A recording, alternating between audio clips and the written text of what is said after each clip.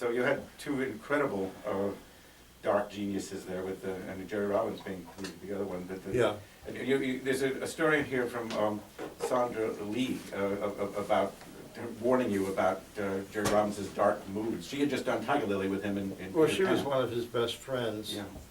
And she said the time to watch out for Jerry was about a week before you were to open somewhere.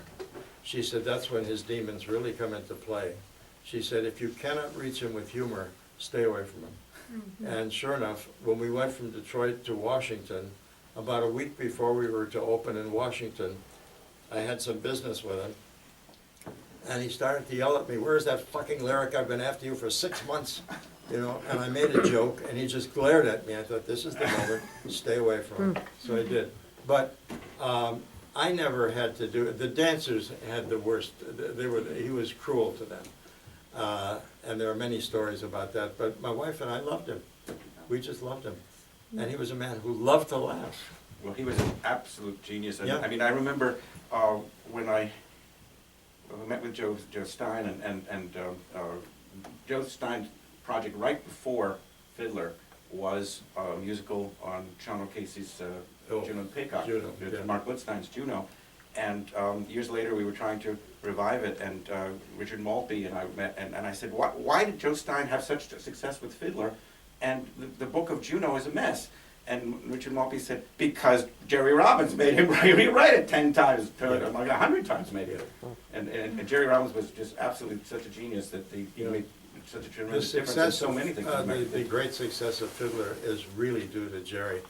I forgot whether this anecdote is in there, but when Jerry became our director, he told us that when he was 6, and being Jerry Robbins, he was a very sensitive 6-year-old, his family went to that area of Poland where their ancestors came from.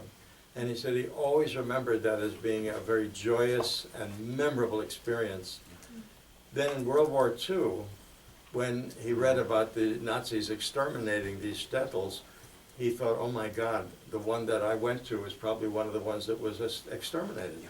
So when we said, will you direct our show, he said, this gives me the opportunity to put that shtetl culture back on stage and give it an existence of another 25 years. You know, that is in the book, and the fascinating thing I've never seen anywhere else that's in the book is that in 1959, he was on a State Department tour of ballet in Europe, and he rented a driver in a car to go and visit that shtetl again. Oh, I didn't know that. And he was apparently sent to the wrong place. It was no longer in Poland; it was in Russia, and he sent to a place with a similar name. Oh. This is what Elisa Solomon just discovered, that he must have gone to a place with a similar name, which there was nothing like. Yeah. But his research was endless, and he got permission to take us to some Hasidic weddings in hotels on the west side of New York.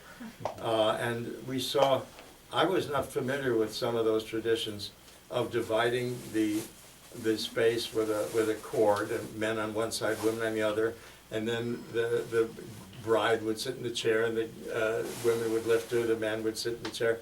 Also, at all of those weddings, there was one man who kept showing up who walked around with a bottle on his head. And Robbins made a note of that. Yeah, the bottle, that's